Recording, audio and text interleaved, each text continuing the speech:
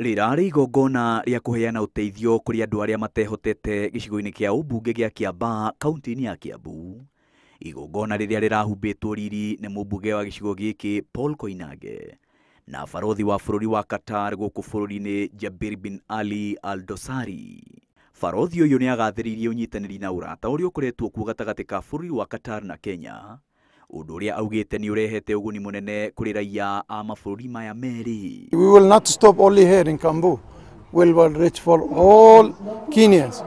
This is our duty to be here, to looking our brother and sister, to help them and to see what they want from us. Ndumiriri yake ni inyititwo mbaru ni mumbunge Paul Koinange uria augite a Kenya aingi ni mandikitwo mawira matiganite bururi-ini ucio wa Kiarabu.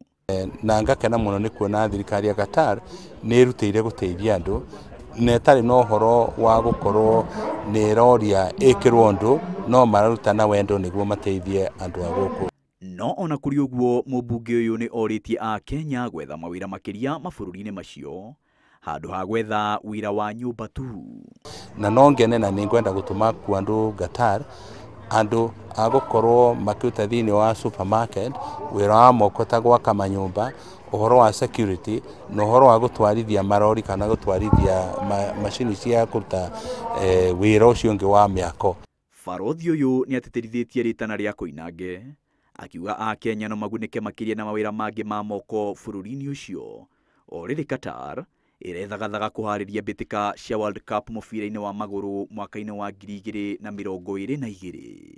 But the other things between Qatar relation and Kenya, we are focusing for economic and the investment. Economic and the investment is very important for us to be more with our brothers here in Kenya. Maina wa Wairegi, Inooro TV.